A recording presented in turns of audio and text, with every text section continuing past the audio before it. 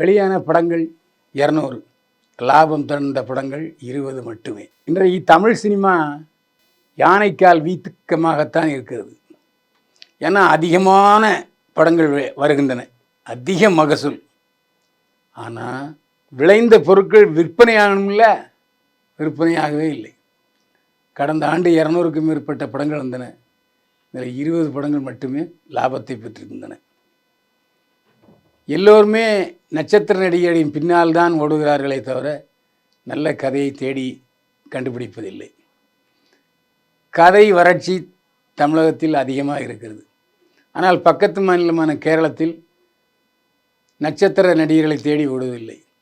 கதைகள் நன்றாக இருக்கிறதா என்று அதை திரும்ப திரும்ப டிஸ்கஸ் பண்ணி விறுவிறுப்பாக்கி முற்றிலும் புதிய முகங்களை வைத்தே படம் எடுக்கிறார்கள்.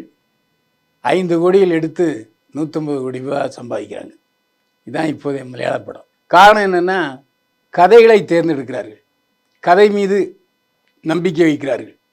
இங்கே அப்படி இல்லை. எடுத்த உடனே வெளிநாட்டுக்கு போகணும், அதுவும் ஒரு வெளிநாடு இல்லை, 4-5 வெளிநாடு போகணும், அங்கே வந்து ஃபைட் எடுக்கணும், அங்கே வந்து சாங் எடுக்கணும், எல்லாம் கோடிக்கணக்கில் சம்பளம் வாங்குகிற நடிகைகள். இப்படி பட்ஜெட்டை ஏற்றுறாங்களே தவிர கதை காட்சிகள் மீது நம்பிக்கை வைப்பதே இல்லை. இதனால தான் பெரிய பட்ஜெட் படங்கள் கூட வசூலில் தள்ளாடுகின்றன. ஆரம்பத்தில் பார்த்திங்கன்னா நடிகர்கள் சிவாஜி கணேசனும் சரி, புரட்சியில் எம்ஜிஆரும் சரி, ஜெமினி கணேசனும் சரி, எஸ்.எஸ். ராஜேந்திரனும் சரி, எல்லாம் வித்தியாசமான நல்ல குடும்ப படங்கள். அந்த படத்தை பார்க்கும்போது நம்முடைய மனசு அங்கே அலபாயும், அப்படியே திரையின் மீது பாய்ந்து விடும் மனசு. அந்த அளவுக்கு குடும்ப பாங்குள்ள படங்கள் எடுத்தார்கள் தமிழ் படங்கள்.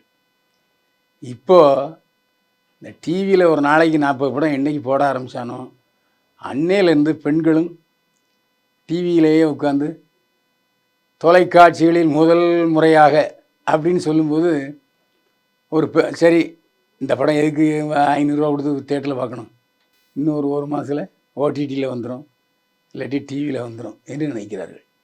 ஏன்னா இப்போது ஓடிடி வந்து மிகப்பெரிய வரவேற்பு பெற்றிருக்கிறது.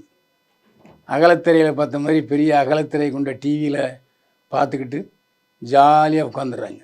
இதனால் தேட்டருக்கு வருவது குறைந்து விட்டது. அது காரணம் வந்து தேட்டரில் டிக்கெட்டு 300 ரூபா சொல்கிறான், ஒரு பாப்கார்ன் கேட்டுக்கு 200 ரூபா, 300 ரூபா.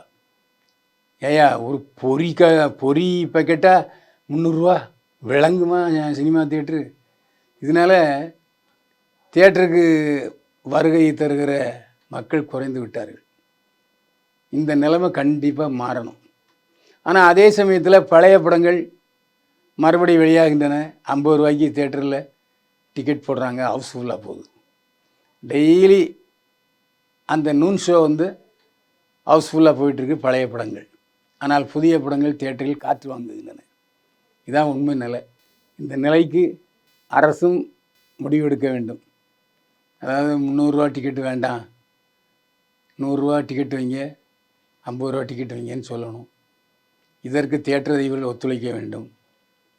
தியேட்டர் அதிபர்கள்னா ஏன்னா எங்களுக்கு மெயின்டெனன்ஸ்லாம் அதிகமாக போயிடுச்சு, எங்களால் இப்போ டிக்கெட்டு குறைக்க முடியாதுன்னு சொல்கிறாங்க.